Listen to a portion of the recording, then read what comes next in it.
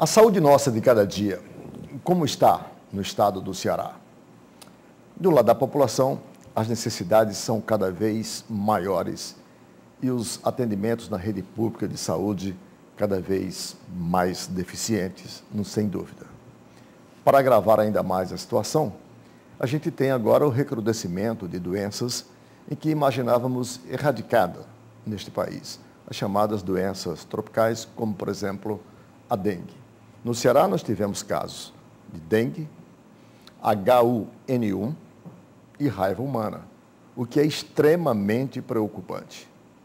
Do lado do governo, não se pode negar os esforços que têm sido feitos. Cria-se hoje uma rede de hospitais regionais, cria as unidades de pronto atendimento, com o objetivo de desafogar, descentralizar essa prestação de serviços, mas ainda muito aquém das necessidades. O problema está na falta de gerência ou está efetivamente na burocracia, na inoperância que a máquina estatal acaba colocando, ou é também falta de recursos combinado com esses dois fatores? É para discutirmos os vários aspectos do problema da rede de saúde pública no estado do Ceará que nós estamos iniciando mais uma edição do programa Visão Política pela FGF-TV, canal universitário 14 da NET e Rede Pública de Televisão Cearense. E para discutirmos os vários ângulos dessa questão tão importante para todos e cada um dos cearenses, que é o atendimento na rede pública de saúde do estado do Ceará, nós temos hoje as pessoas mais indicadas para conversar com elas. De um lado, o doutor Arruda Bastos, médico, secretário de saúde do governo do estado do Ceará, que vai nos dar aqui a visão por parte do governo. Do outro lado, um profissional médico, dos mais conhecidos e respeitados do nosso estado, que é o professor Carlos Roberto, professor da Faculdade de Medicina aqui da nossa Universidade Federal do Ceará. E o também professor, doutor e da área de saúde, pois tem formação em odontologia, que é o nosso professor Rui Martinho Rodrigues, nosso debatedor e colaborador. Eu sou Arnaldo Santos. Peço a você, assinante, apenas um minuto para um rápido intervalo e já voltamos com mais uma edição do programa Visão Política.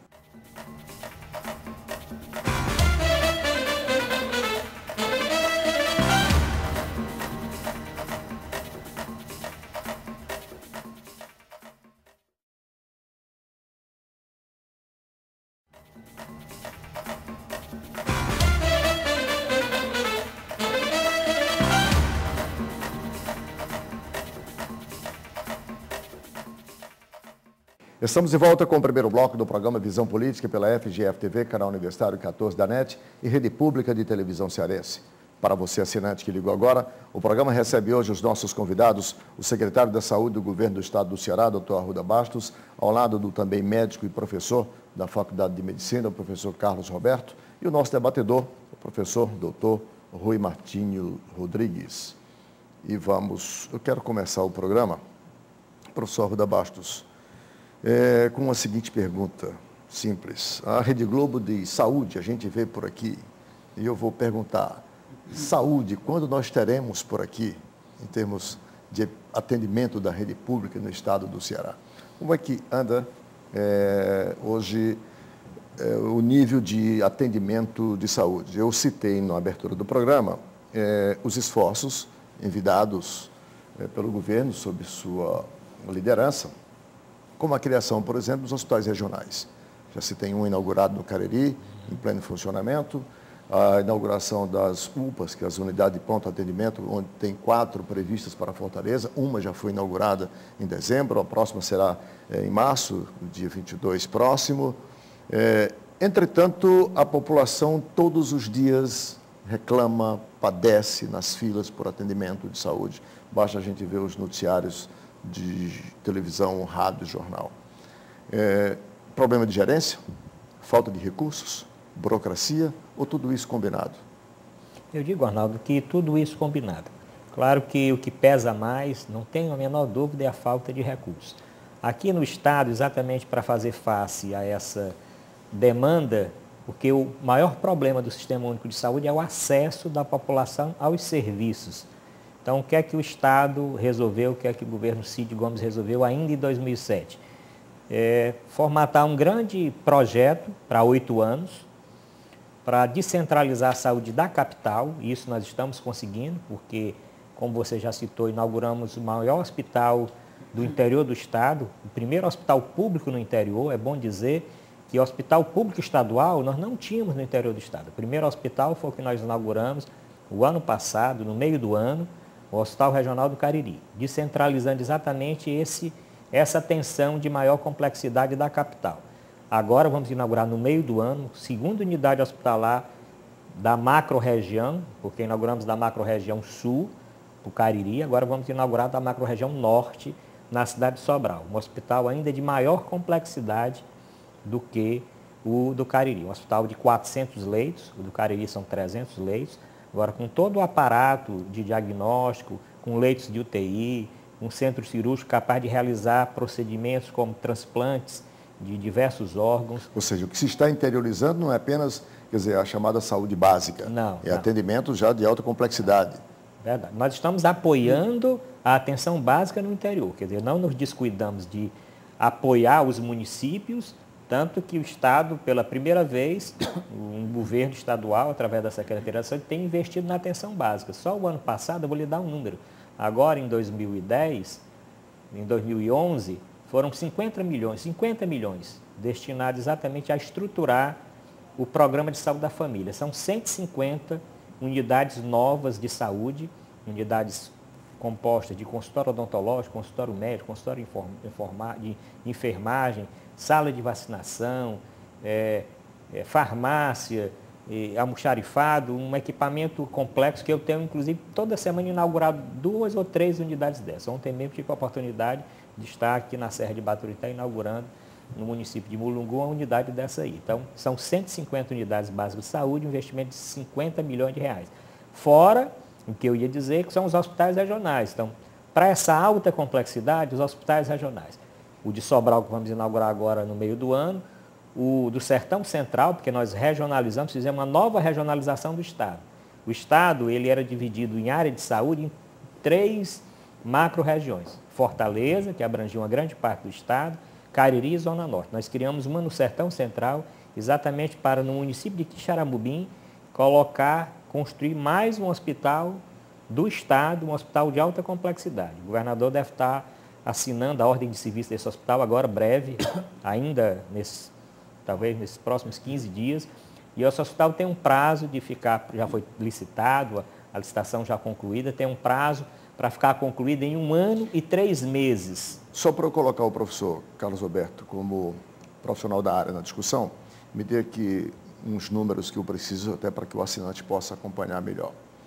Qual é o orçamento destinado em termos de investimentos para esses hospitais regionais? Quanto custou o Hospital do Cariri? O Hospital do Cariri custou 105 milhões. Quanto vai custar o de Sobral? 180 milhões. 180. E o de Xaramubim, 100 milhões. Então, e tem mais o Hospital Metropolitano. 105 com 100 são 205, com 180 são 385, com 50 milhões de saúde da família são 435. E o Metropolitano, quanto vai ser? O Metropolitano vai custar 250 milhões. 250. Então, nós teremos aí, portanto, 685 milhões. Passamos do R$500 bilhão de investimento em saúde. Professor, e vamos somar isso aí, as 22 policlínicas regionais e os 22 centros de especialidades odontológicas, que fazem parte dessa nova rede de saúde. Atenção básica através das unidades de saúde, hospitais regionais, policlínicas regionais, através de consórcios, e o centro de especialidade odontológica. E as UPAs, que você citou, que são 48 em todo o estado. Tá. Então, essa rede aí, se você for ver o mapa do Ceará e colocar aí, dividir no mapa do Ceará essa nova rede, em 8 anos, menos de 8 anos, é uma verdadeira revolução em termos de acesso da população ao serviço. Fora os hospitais da capital, então, que tiveram um grande incremento de leitos. O professor Carlos Roberto nessa discussão, na seguinte perspectiva. Como médico, como professor, dia a dia, na Faculdade de Medicina, qual é a perspectiva, ou melhor, qual é a sua expectativa em relação ao que o senhor acabou de ouvir aqui pelo secretário? Este é o caminho, estamos, quer dizer, nos direcionando para que tenhamos o problema resolvido, eu não diria, mas para tenhamos a minimização dos problemas da falta de atendimento de saúde no estado do Ceará, professor Carlos Roberto? Bom, falar de saúde, principalmente quando a gente fala no modelo de saúde que o Brasil adotou, que é esse modelo onde o Sistema Único de Saúde ele tende a alcançar essa abrangência que ele se determinou, é uma coisa complexa, né? Evidentemente, assim, várias dessas ações, elas trazem benefício à população. O que se questiona, assim, dentro do estado do Ceará, essa descentralização do atendimento, ela é ultra necessária e ela é muito oportuna. Ninguém tem dúvida disso, que é oportuno você descentralizar. E, com certeza, isso também, como o secretário colocou, o colega Arruda, nós vamos ter maior acesso a essas regiões, e sem falar do desenvolvimento regional, que é uma coisa que é fundamental, a semelhança do que aconteceu em outros estados brasileiros. Por exemplo, São Paulo, a descentralização se deu através das universidades, né? Eu lembro que na história se criticava muito a criação da Faculdade de Ribeirão Preto, e foi fundamental o desenvolvimento daquela região e agregando também a unidade hospitalar. No entanto, o que se tem que debater, né, não há dúvida que esse investimento ele tem um perfil importante e o valor é fundamental, mas quando a gente fala de acesso à saúde, nós estamos discutindo vários pontos, não só a estrutura física de acesso à saúde, quer dizer, garantir qualidade, passa a se fazer uma análise muito mais ampla, né, desde o contexto histórico do que é sistema de saúde, do que a população em cada sua época espera do sistema de saúde. Não posso falar que hoje é melhor do que há 50 anos, porque há 50 anos a demanda era muito menor do que é hoje, daí por diante. Quer dizer, essa comparação que comumente se usa, dizer, olha, hoje está muito melhor porque há 50 anos não tinha nada. Isso não vale, porque há 100 anos não existia hospitalização, os doentes se tratavam em casa, então essa comparação não é válida. O que se questiona é, dentro do nosso modelo, onde nós assumimos, desde a Constituição, a nossa última Constituição, qual vai ser o modelo, é de como nós vamos transformar isso eficiente, né? Aí tem vários aspectos que precisam ser relevados. Primeiro, qualificação do profissional de saúde. Talvez deles, o que mais onera e que torna a coisa ineficiente no fato da atenção de saúde. Gestão. Gestão eu incluo aqui não só a gestão específica das unidades, mas a gestão do recurso público da saúde, que é pouco discutida. A gestão do sistema como um todo. Como um todo. Vou dar um exemplo. Agora mesmo está se discutindo, a gestão é municipalizada, o município repassa o recurso, o Estado aplica, e aí as leis determinam que percentual do Estado vai cumprir, percentual do município, 15% para o município, 12% para o Estado, ou vice-versa, percentual da União, mas algumas coisas fundamentais, independente de que percentual do PIB é aplicado, e aí a gente fala em recurso aplicado na ponta, é o que gera esse recurso, quer dizer, é desse percentual que gera a construção de hospital, construção de unidades, das ideias que são todas necessárias e fundamentais, e uma hora tinham que ser implantadas, e felizmente estão sendo em tempo hábil. No entanto, como é que a gente transforma essa realidade numa garantia de qualidade real? Nós temos um sistema de saúde cujo orçamento está no Ministério e que, infelizmente, não há, assim, uma proposição de metas de longo prazo. Ou seja, quando você desenha o orçamento centralizado, o Ministério da Saúde determina lá, a cada estado, um percentual, como ele vai fazer investimento em saúde, fora a verba de custeio, para que se entenda, o hospital produz, aplica explica o que ele produz, recebe o recurso do SUS. Mas tem um percentual de investimento. Esse investimento, muitas vezes, não tem nada a ver com necessidade social. Deixa eu colocar o professor Rui na discussão, que é para ele colocar a visão que tem, exatamente nessa perspectiva do que o Estado do Ceará representa hoje em termos econômicos, em termos populacionais, né? E, obviamente, em termos culturais, porque não esqueçamos, somos ainda um Estado que, não obstante todos esses esforços, temos uma população em torno de 50,7% vivendo na linha de pobreza, ou seja, pobre, segundo dados do IBGE de 2002, né? O que tem reflexos muito diretos nessa questão do atendimento, da demanda, da pressão por demanda de serviço de saúde, que uma vez pobre, mais suscetível se é a todo tipo de doença pelas mais variadas, quer dizer, ações e atenções. Professor Rui. Você tocou num ponto agora importante. O nível de renda da população, ele se relaciona não apenas com a demanda, com o volume da demanda, mas também com a espécie de demanda. E isso foi muito discutido nos anos 70, quando começou o chamado movimento sanitário. O secretário deve lembrar desse momento. Acho que o professor Carlos Roberto não lembra porque é muito jovem, mas houve um impacto muito forte, porque até então o manual de cabeceira dos sanitaristas era um livro de dois pesquisadores, Clark e Livell, que estabeleciam um planejamento para o atendimento à saúde com base em critérios técnicos, que eram as causas comuns de morbidade, mortalidade, a severidade do dano decorrente do tipo de agravo e a possibilidade de massificar alguma oferta de serviço e a eficácia do serviço que possa ser massificado. E isso permitiu uma classificação de agravos redutíveis por imunização, agravos redutíveis por saneamento, tinha toda uma classificação. Os agravos redutíveis por imunização eram a joia da coroa, né? A maior joia da coroa, porque era massificável, era um procedimento extremamente eficiente e barato, né? E isso foi feito com sucesso. Nós erradicamos aí o sarampo e uma série de outras endemias, né? Varíola. E a varíola foi até anterior a isso. Mas aí nos anos 70, particularmente 77, na época que você começa com jornalismo, houve a Carta de Alma Ata da Organização Mundial de Saúde. Porque o planejamento que seguia Clark e Livell era da Organização Pan-Americana de Saúde, né? E aí a Carta de Alma Ata propõe um critério mais político, a pretexto de se fazer um planejamento ascendente, né? Participativo ascendente, ouvindo as comunidades, ouvindo as bases. E a ênfase realmente recaiu nas atenções primárias. E todos os sanitaristas da época, e Sérgio Arouca, acho que era um dos mais destacados nesse momento, defendiam essas coisas. Mas aí em 2003, Sérgio Arouca veio fazer uma palestra aqui em Fortaleza. E eu lembro que uma professora que admirava muito as ideias dele foi com um caderninho e uma caneta ouvi-lo. E saiu de lá chorando, porque ele disse, não, a história não é bem como a gente pensava, a coisa é outra e tal, né? Houve uma mudança radical.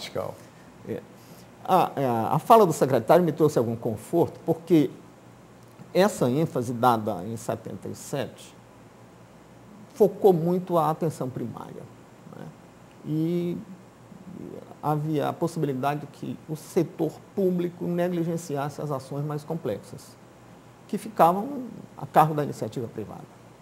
E eu vejo que agora o setor público está se preocupando com isso também. Porque se a atenção primária realmente tem as vantagens que o movimento sanitário ressaltou com muita propriedade, ele prevenia que se tivesse a necessidade de ações mais complexas, que são mais caras e menos efetivas, mas a nossa população está ficando velha. A mudança do perfil demográfico está mudando a nosologia da nossa sociedade. Então, acho que isso precisa ser considerado. Eu vou fazer um intervalo, porque a produção já me informa que o tempo desse primeiro bloco já se exauriu, mas eu quero deixar para uma reflexão no segundo momento a seguinte tese em duas vertentes. Gerência, tomando como gerência que o resultado de uma boa gerência, que é a qualidade na prestação do serviço, que o professor Carlos Alberto colocou, tá? E na outra ponta, para que essa qualidade exista, a qualificação desse profissional, porque profissional sem qualificação, obviamente essa gerência do ponto de vista administrativo, por melhor que seja, o resultado será sempre muito aquém e haverá desperdício de recursos. Então eu quero deixar esse tema nessas duas perspectivas, mas nós vamos discutir no próximo bloco, após o nosso intervalo. Um instante só e a gente volta.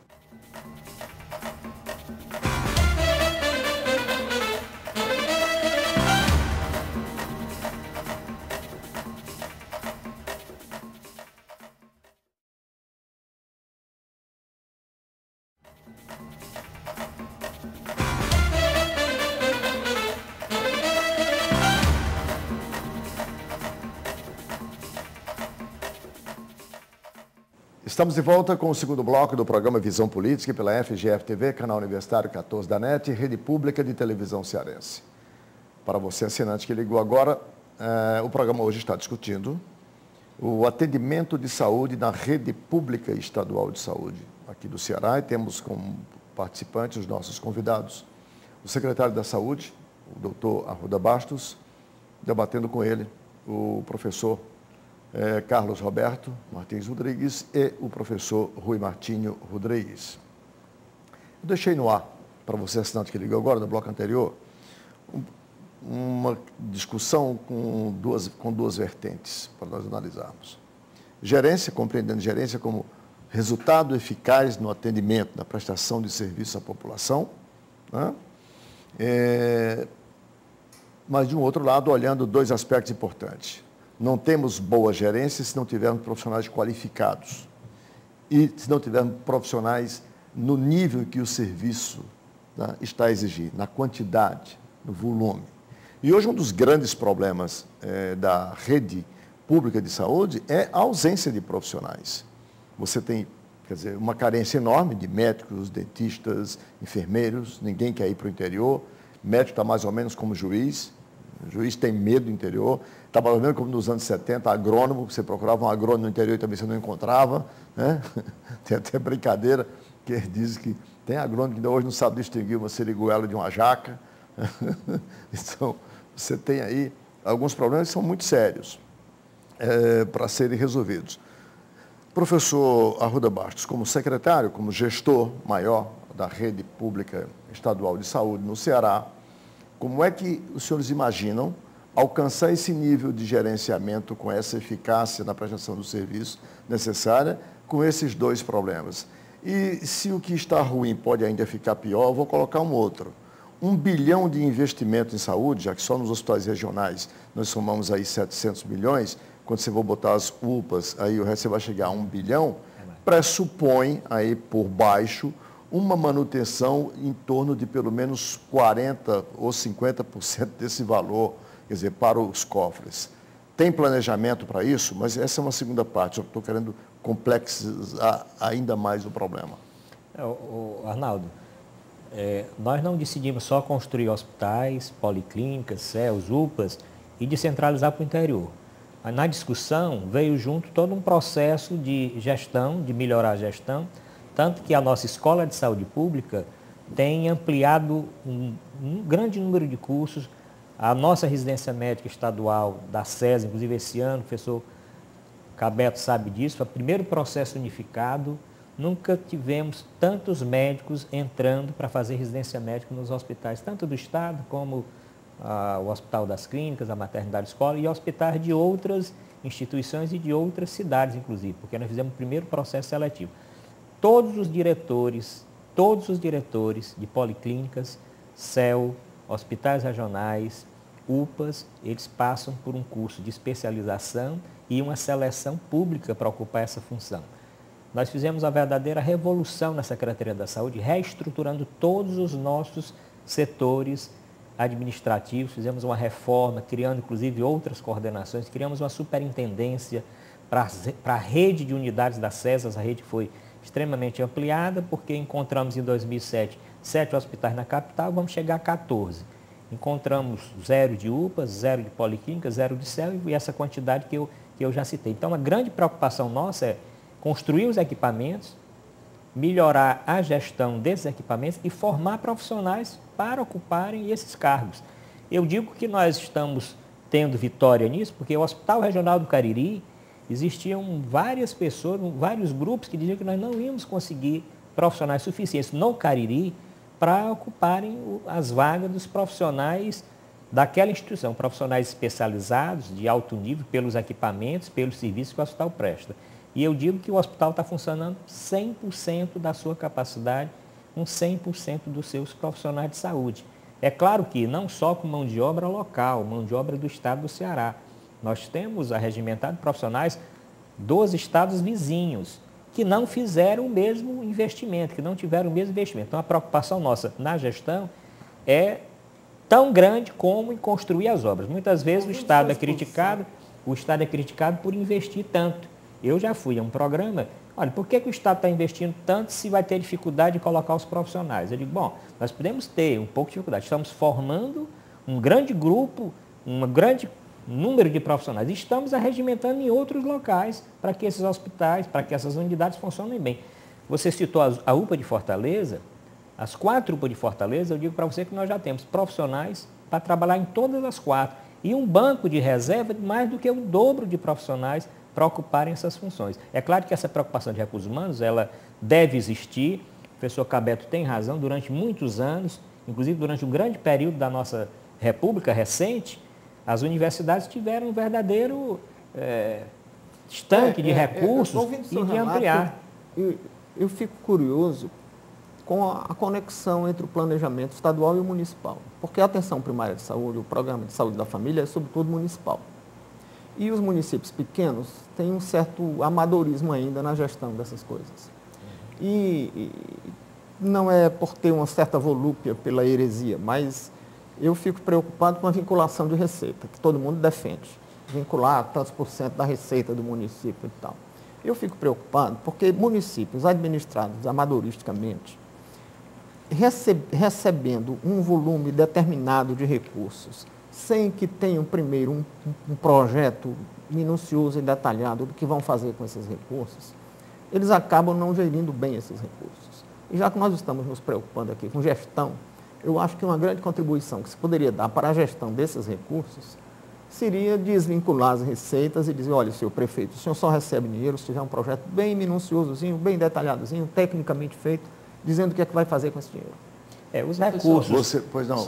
Só uma coisa que eu acho que talvez seja interessante, caiba colocar agora. Quando a gente fala de qualidade, assim, eu costumo usar duas observações. Primeiro, quando você fala de avaliação de qualidade, pressupõe que você tem um diagnóstico. Para ter diagnóstico, você tem instrumento. Então, para se avaliar a qualidade do atendimento de saúde, a primeira coisa, você precisa ter dados de registro adequados. Infelizmente, o Estado brasileiro não os tem. Esse é um processo que nós vamos ter que alcançar. Se você chegar em qualquer hospital americano hoje e disser qual é a mortalidade de cirurgia cardíaca na Cleveland Clinic, ele vai te especificar exatamente cada subgrupo. Se você chegar no estado do Ceará, e aí não é culpa do secretário, isso é uma questão cultural. Qual é a mortalidade do infarto ou da cirurgia cardíaca no estado do Ceará? Ninguém sabe. Então, quando a gente fala de planejamento e bom uso do dinheiro público, entenda-se avaliação de qualidade, a gente precisa instrumentalizar o dado para você poder ter análise adequada, inclusive para fazer o planejamento. Quer dizer, intuitivamente eu não seria contra a interiorização dos processos de atenção complexa, porque é óbvio, a carência é óbvia. Só que, quando nós temos um ministério que não planeja, um ministério que basicamente funciona em questões políticas, quer dizer, cada ano ele destina mais recursos para tal estado, dependendo da força do governador ou do prefeito. Não está em cima da necessidade regional ou de diagnóstico de qualidade, até porque nós não temos esse diagnóstico. Então, eu vivo dizendo que assim, é preciso antes fazer o diagnóstico bem feito, e aí, na etapa do planejamento, você tem que investir recursos no diagnóstico. Um segundo aspecto assim, o que você vê é exatamente o contrário, para corroborar do seu raciocínio. Basta verificarmos a crise em que ainda hoje está mergulhado o hospital escola. A faculdade, eu vou lhe dar um exemplo muito simples. O hospital que ensina, que forma os profissionais, está do jeito que está. Quer dizer, nenhuma emergência tem e não tem nem perspectiva de ser aberta. Tem outra coisa que tenha retardado a coleta e o registro e até a análise dos dados epidemiológicos e tal, é que houve, já deve ter passado, mas numa época que eu tinha algum contato com isso, houve uma resistência ideológica que se dizia que o quantitativismo era positivismo e estava associado a posições ideológicas e tal. Houve um obstáculo de natureza política a isso. O obstáculo é mais do que isso, né? Se fosse esse, poderia ser até questionado. O obstáculo é muito simples. Quando você não tem um sistema eficiente, você também tem medo da avaliação. Então, sendo bem honesto. Então, assim, eu acho que nós estamos caminhando muito e nós temos assim, deficiências gravíssimas para serem enfrentadas. Por que eu estou dizendo isso? Porque pode não parecer, por exemplo, o indivíduo está lá na ponta e dizer, olha, esses doutores estão lá discutindo, estão no mundo da lua. Por quê? Porque a avaliação do sistema continua sendo ruim. Quer dizer, se você chegar para o... Quando você analisa um negócio no mundo capitalista, você tem que ter a visão do cliente. E nós somos mal avaliados. Então, se nós somos mal avaliados, apesar de todos os nossos esforços, a gente vai ter que discutir isso. Deixa eu voltar com o secretário para saber, essa questão é interessante. O governo já inicia-se, já começa a se preocupar com uma avaliação, ou seja, a partir de uma descrição da construção de um diagnóstico sobre a nossa realidade? Em outras palavras, qual é o doente que nós temos? Né? Qual é a incidência maior de doenças? Em que faixa etária as nossas populações mais são atingidas? Se entendi bem, o professor Cabet está falando disso. Né? Que doenças são mais recorrentes? Quem em que idade? Esse dado numérico até a gente tem, informações. eu posso dizer assim, 70% da população morre de AVC, o popular AVC ou infarto. O problema não é só esse. O problema é que, assim, nós estamos alguns anos atrasados. Área específica, né? Isso. Mas se você chegar, por exemplo, o número de indivíduos com infarto jovem aumenta todo ano. Mas nós temos dados, eu vou de uma maneira mais simples. Se você credencia X unidades de saúde para fazer tal cirurgia, você precisa saber qual é a eficiência do resultado daquela cirurgia em cada unidade, por um motivo muito simples. Para você saber se é estratégia você credenciar aquela unidade. Que e não está apenas colocando os parcos recursos. Você pode dizer assim, eu posso fazer levantamentos isolados e ter esse diagnóstico. Não é avaliação contínua. Esse nosso projeto, Cabeto, foi avaliado inclusive em Washington. O projeto do Estado do Ceará para a Saúde, eu defendi no Banco Interamericano de Desenvolvimento, com técnicos renomados do mundo todo. O projeto nosso, que definiu o perfil das instituições, localização das unidades hospitalares, que tipo de serviço deveria ser oferecido, isso eu defendi em Washington por três oportunidades, que é uma parte do recurso desse investimento, não é o recurso principal, porque o recurso principal foi do Tesouro do Estado do Ceará, mas uma parte desse recurso. E esse projeto, esse macroprojeto, foi defendido em Washington para garantir uma parte do recurso e toda a avaliação. São 4 componentes desse projeto. Claro que nós não temos tempo de definir todos aqui. Sem essa avaliação. Sem essa avaliação, esse diagnóstico, teríamos, o banco não teria liberado o recurso. Nós temos esse recurso, talvez o único estado brasileiro que conseguiu aprovar um macroprojeto de saúde no Banco Interamericano de Desenvolvimento, defendendo exatamente esse critério de alocar as instituições, de investir naquelas regiões e nas especialidades que fazem com que o sistema de saúde seja realmente eficaz e que atenda a essa necessidade. É claro que concordo com o professor Cabeto, o Brasil está muito longe de ter os dados, né, que os americanos têm, que o europeu tem. Precisamos avançar muito nesse controle de qualidade. Estamos muito longe. Mas avançando de forma substancial. E a outra coisa, a população avalia o sistema de saúde e com toda a consciência de que ele, no momento, ele é ineficaz. O projeto do Estado do Ceará, esse projeto nosso, ele está agora deslanchando em termos de prestar o atendimento à população. Se nós não tivéssemos feito isso, se nós não tivéssemos iniciado em 2007, hoje, 2012, nós estaríamos aí com 6 anos de atraso nesse projeto enorme que o Estado está fazendo. É claro que quando nós tivemos mais 7 hospitais regionais, tivemos mais todos os equipamentos inaugurados, prestando atendimento de qualidade à população, eu digo o seguinte, eu cito o exemplo de uma policlínica que tem essa avaliação feita. Vou citar porque é a minha terra, a Policlínica de Baturité.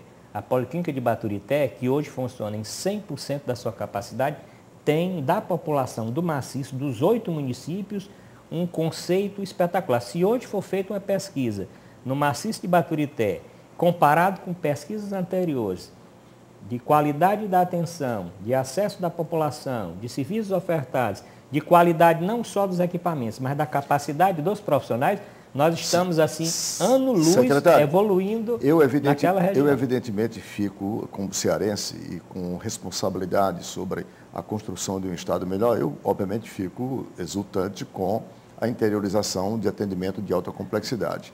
Porque, antigamente, o máximo que se conseguia atender no interior era um parto, era uma obstetrícia, era a maior especialidade mais complexa que se tinha. Você não tinha direito a uma mamografia, você não tinha o atendimento à saúde masculina para o homem não tinha direito a um exame urológico, né, um exame de próstata, não tinha nada disso. Hoje você poder fazer um eletrocardiograma no interior, isso era uma coisa muito rara. Hoje você poder, mais do que o eletro, mas poder se submeter a uma cirurgia cardíaca, quer dizer, num hospital como esse, tudo isso é louvável porque o pobre tem direito, efetivamente, a ter acesso a esse serviço. Agora eu pergunto, tudo é muito novo, começou agora, não tem um ano de funcionamento. Então é normal que nesse primeiro momento o impacto seja esse. A população recebe bem e tudo está funcionando. Mas isso tem um processo de desgaste que, não havendo, por exemplo, esse bom gerenciamento do qual estamos falando, tende a um sucateamento. São equipamentos muito caros, que exigem manutenção permanente, para poder estar permanentemente funcionando. Basta olharmos o que acontece, por exemplo, no IJF, nosso maior referência de emergência. Um mamógrafo, um tomógrafo, está permanentemente quebrado um ou outro aí, passa meses quebrado, que é isso, falta de manutenção. O Estado tem um planejamento, que é esse que eu chamo de custo de manutenção. Quanto custa o Hospital Regional do Cariri para o governo do Estado hoje, mês? 6 milhões. 6 milhões mês. Nós avançamos 6 também. milhões mês. Eu estou falando, isso é custo de pessoal, serviço, pessoal energia? Todo. Ou está incluído aí também a manutenção dos seus grandes do equipamentos? Uma outra coisa que nós avançamos, Arnaldo, foi no modelo de gestão. Foi falado aqui em repasse de recursos por municípios. Nós não repassamos recursos para os municípios gerenciarem os equipamentos dessa rede nossa, não. A rede é estadual, que nas policlínicas e CELS, a gestão é estadual, através de consórcio com os municípios. Os hospitais regionais são do Estado, gerenciados pelo Estado, ou através de um contrato de gestão, como é o caso do Hospital do Cariri, um contrato de gestão com o Instituto, que é o mesmo que há 11 anos gerencia o Hospital Valdemar de Alcântara, em Fortaleza, ou através da nossa administração direta. Então, não existe repasse de recurso para os municípios, para essa rede nossa plata. Existe compartilhamento na gestão. Isso é tão claro que quase gerou uma crise política em Fortaleza, quando o chefe de gabinete do governador, o deputado Ivo Gomes, disse que não ia passar a UPA para a Prefeitura de Fortaleza para que ninguém viesse fazer política com as unidades de pronto atendimento. Eu lembro bem dessa frase, estou colocando aqui as piadas no jornal, e isso provocou uma reação, quer dizer, da prefeita, e que continua até hoje ainda sobre isso. Quer dizer que o Estado definitivamente não vai repassar dinheiro para a Prefeitura de Fortaleza gerenciar e assumir. É o seguinte, as UPAs, a UPA tem 3 financiamentos, né? Tem o financiamento que vem do governo federal, que cobre aproximadamente, dependendo aí do tipo de uva, do porte, 50% do custeio. Municípios e Estado bancam os outros 50%. No caso das UPAs de Fortaleza, até mesmo por ser em Fortaleza, as UPAs são porte 3, são as maiores UPAs, que têm um custo mensal de R$1 milhão. Então, o Estado optou, para as UPAs de Fortaleza, o Estado bancar a gestão. Até mesmo porque essas UPAs, elas devem servir de retaguarda para os hospitais terciários e ser um ponto de acesso para as unidades básicas. É um equipamento entre um hospital terciário e a atenção básica de saúde. Então, essas 4 de Fortaleza, essas 4 iniciais, o governo optou por isso. As do município do interior, nós vamos compartilhar a gestão com o município. São UPAs menores, que tem um custeio a metade disso, o Estado vai continuar aportando o recurso, não vai deixar de aportar, como é o caso aqui em Maranguape, o Estado banca uma parte do recurso, o governo federal banca outra, o município entra com uma outra parte, mas a gestão, realmente nós não deixamos de colaborar com nenhuma das UPAs. Eu vou fazer mais um intervalo, a produção já me avisa que esse tempo se esgotou, nós acabamos não tocando aqui na questão da qualidade do profissional, da qualificação do profissional, que em última análise precede a tudo para que se possa ter como resultado um serviço de qualidade. Nós vamos fazer esse terceiro bloco sobre essa questão, que até porque tem uma proposta nova aí do Ministério da Saúde, que eu quero colocar em pauta para os senhores. A gente volta dentro de 1 minuto, um instante só.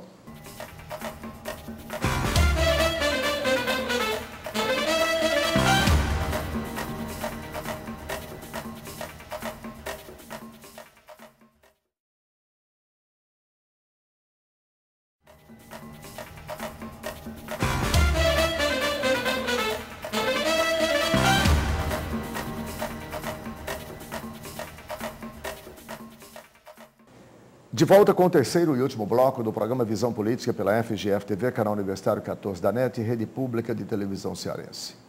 Nós estamos discutindo a Rede Estadual de Atendimento de Saúde aos cearenses, com a participação do secretário da Saúde, o professor Arruda Bastos, o médico e professor da Faculdade de Medicina, Carlos Roberto, e o também professor Rui Martinho Rodrigues. Eu queria só fazer aqui um parêntese e fazer um registro que eu acho que é importante. Li na semana que passou, nos jornais, o presidente do Tribunal de Contas do município, o ex-deputado Manuel Veras, anunciando uma ação de fiscalização preventiva nos municípios, com prioridade para aqueles municípios onde os prefeitos já foram reeleitos, portanto não poderão mais se candidatar à reeleição, e que historicamente no Ceará sempre teve uma tendência a serem mais perdulários do que já o são normalmente. Sucateamento de município e tal. E eu entendo que essa é uma função importante que o tribunal assume nesse instante, porque o tribunal é um órgão fiscalizador, evidentemente. Mas se ele se antecipa a essa fiscalização, impedindo, quer dizer, prevenindo para que o sucateamento, a dilapidação do patrimônio público, os recursos não sejam desviados, tanto mais eficaz torna-se a sua ação.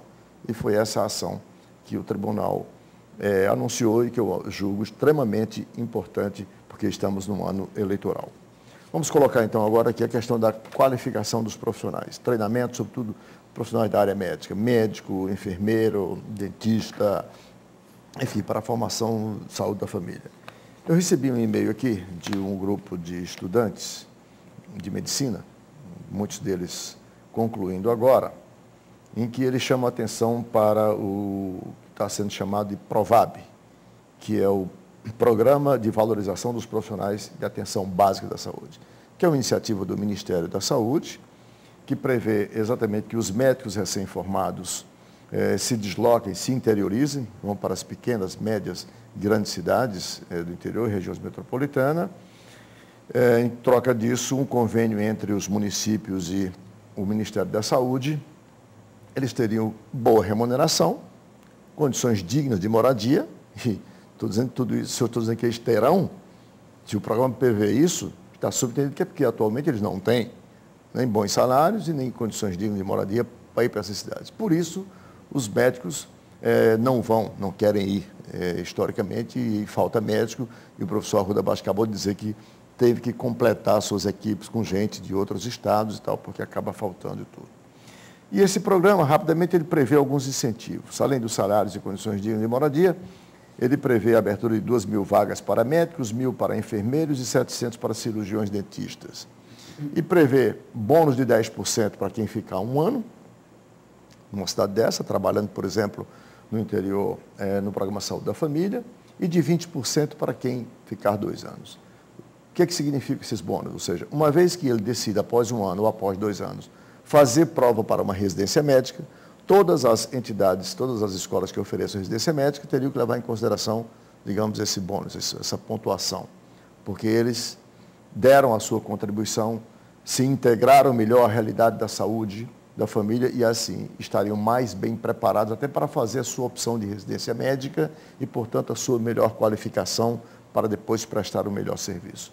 Eu vou começar com o professor Carlos Roberto, que é professor, é médico, portanto, a opinião dele nesse tempo é muito importante sobre este programa. Qual é a sua percepção? Bom, isso tem 2 aspectos, né? O aspecto de provocar a ida do médico ao interior, ele é antigo.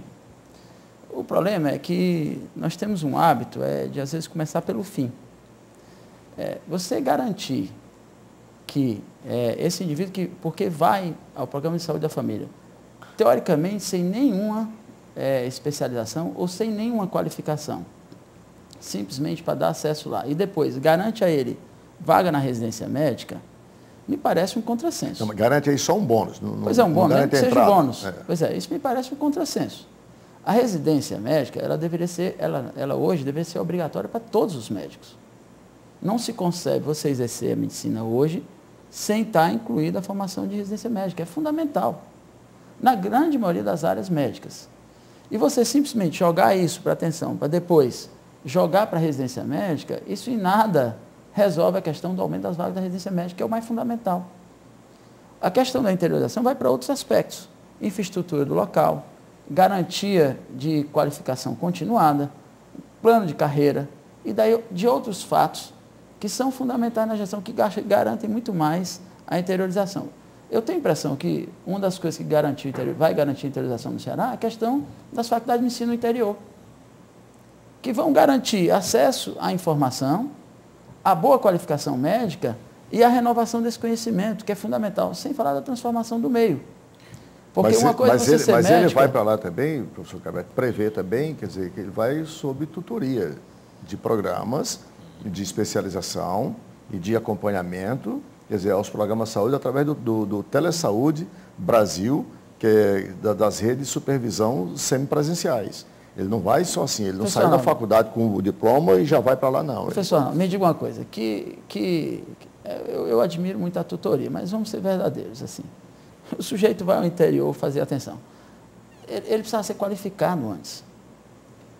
A verdade hoje é que, assim, primeiro, nós temos problemas que antecedem a isso, a questão da disseminação das faculdades de medicinas que nós temos no Brasil, sem levar em conta a questão da necessidade regional, e que começou bem lá atrás, que era uma questão meramente política.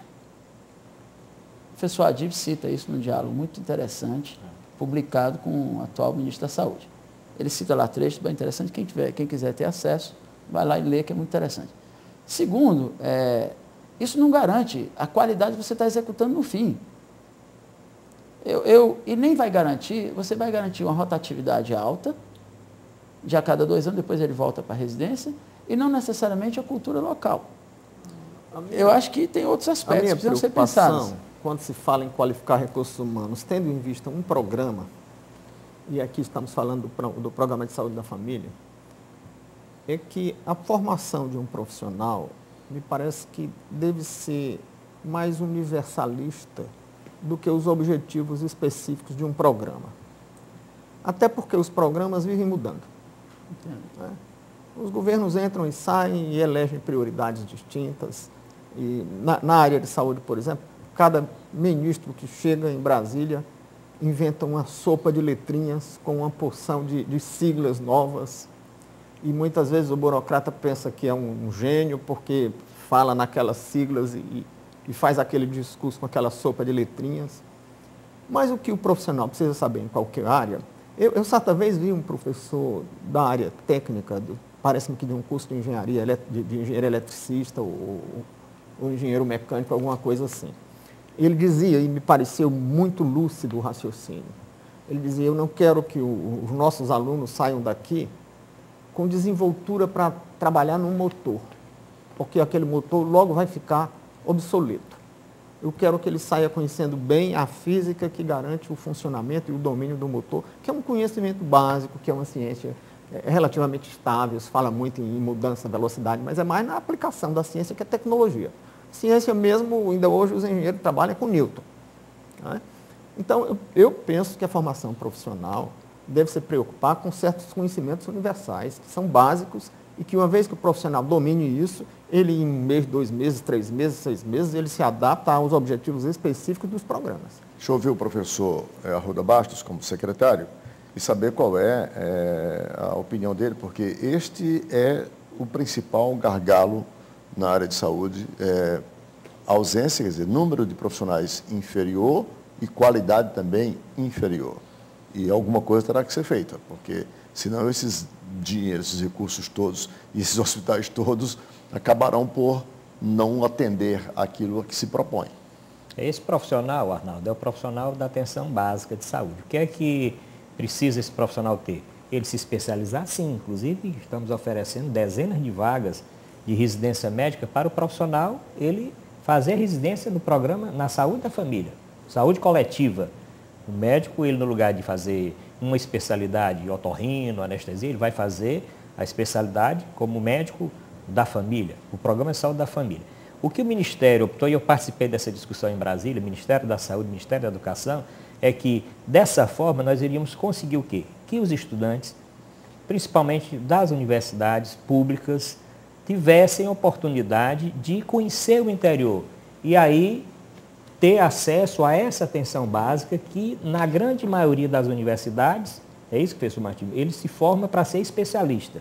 Ele não se forma para ser generalista. Hoje, a dificuldade que se tem de médico vamos dizer, como se chama antigamente, clínico geral, é difícil. Todos querem ter uma especialidade X. Ele faz a clínica geral, mas ele vai para cardiologia, ele vai para pneumologia, então, ele vai para, enfim. O discurso principal era esse, é fazer com que nós sabemos que hoje em dia já é assim, o profissional ele recém-formado, que ele não passa na residência médica, ele ou passa o ano estudando ou trabalhando, normalmente ele vai trabalhar dando plantão em diversas unidades, principalmente hospitais do interior, ou vai passar um período no programa de saúde da família. A forma que se encontrou é que esse profissional tenha esse incentivo, tá certo? Para passar 1 ou 2 anos trabalhando no interior, conhecendo a realidade realmente da atenção básica e ele seja estimulado a, quando for fazer sua residência, não ir fazer residência nas especialidades que normalmente quando o profissional já sai da faculdade já procura, que o mercado inclusive oferece. É que uma vez ele em contato com aquela realidade, exatamente, ele forma do Brasil, ele cria... Ele absorveria, digamos, se sensibilizaria e se sentiria atraído para isso. Esse é um dos argumentos principais. É claro que tem muito questionamento, os estudantes questionam esse bônus que é muito alto, quer dizer, a pessoa vai fazer lá e vai concorrer de forma desigual com quem não optou por essa linha de formação.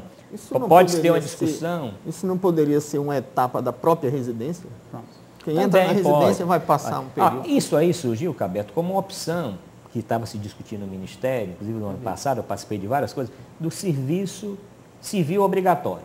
Ou seja, o profissional que se forma na faculdade, eu sou obrigado a na área de saúde, o exército? Ele ia servir numa cidade do interior. As pessoas atualmente estão confundindo algumas coisas. Quando se fala médico generalista, não tem mais médico generalista, quer dizer, nós temos conceitos de médico generalista contemporâneos. É diferente do médico generalista de 30 anos atrás, a realidade é outra. Por que você não tem mais clínicos esse generalista? Primeiro, porque ele mudou. Ele é um outro indivíduo em relação ao passado. Segundo, por uma questão de mercado. E o que tem que se mudar é a lógica de mercado. Olha, quando nós... Aí tem vários pontos que a gente levaria dias aqui discutindo. A gente está criando uma série de incentivos. Quando o fundamental é que o processo de trabalho pode ser médico, mas pode ser profissional de saúde, mas eu vou falar de médico, ele não está bem ajustado à realidade social. Esse é o problema fundamental. E assim, eu não acredito que só o simples fato do cara ir ao interior, ficar lá 2 anos, vá fazer ele escolher uma especialidade que é a carência do sistema. Não é verdade. Porque o que determina é a sobrevivência. E aí, ou você cria condições X, aí eu estou de acordo do plano de carreira. Perfeito. Agora, tem coisas mais sérias, assim. Na hora que você puder incorporar a gestão de saúde, uma das coisas que eu sempre digo, o gestor está lá na Constituição de 88, que cabe a análise do sistema de saúde, a saúde complementar. Quer dizer, nós temos, em alguns estados, 30% da população vive de saúde complementar. O secretário de saúde, nem qualquer órgão federal, se preocupa com a gestão como um todo. Para você definir o interesse do sujeito, você vai ter que regular tudo.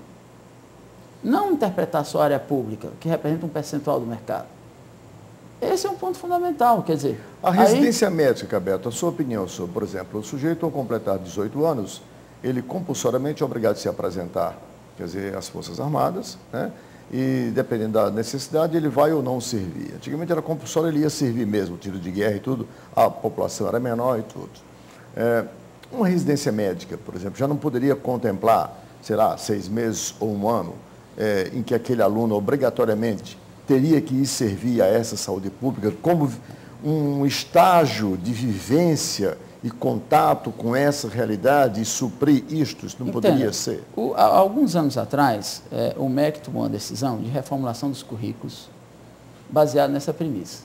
Ou seja, grande parte da carga horária da maioria das faculdades de ensino do Brasil que aderiram ao programa, hoje tem um percentual de carga horária muito grande dirigido à saúde primária e à atenção e ao contato com a população. E já está contemplado no currículo. Uhum. O professor Roberto Martins Rodrigues, que integra a nossa equipe e está hoje aqui de espectador, ele tem definido uma tese aqui em relação, por exemplo, ao AB, que eu julgo parecida com essa da medicina. Ele diz que ao invés dos alunos, ao AB, transformar a prova, o exame de ordem desse grande negócio que é hoje, que são os cursinhos para aprovar, devia obrigar que o advogado recém-formado fosse passar 6 meses ou 1 ano na Defensoria Pública, aí sim ele estaria apto a ser advogado, porque ele aprenderia a exercer a advocacia.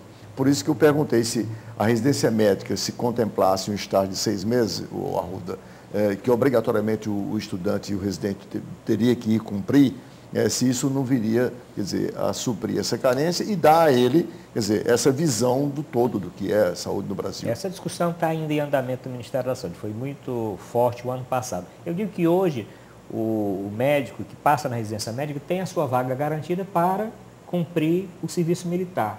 Então, ele pode passar na residência médica, ele tem garantido a sua vaga enquanto ele trabalha no Hospital do Exército, ele trabalha na Marinha, trabalha na Aeronáutica, isso hoje é garantido. A discussão era exatamente fazer isso de forma genérica, né? Fazer para todos os estados, para todas as cidades, como uma etapa na formação do especialista. Bom, e com essas colocações, nós finalizamos mais uma edição do programa Visão Política pela FGF TV, canal Universitário 14 da NET e Rede Pública e Televisão Cearense, agradecendo aqui ao secretário de Saúde, Dr. Arruda Bastos, ao professor Carlos Roberto Martins Rodrigues, ao professor Rui Martinho Rodrigues e, em especial, a você, assinante, com um convite para um próximo programa. Muito obrigado e até lá.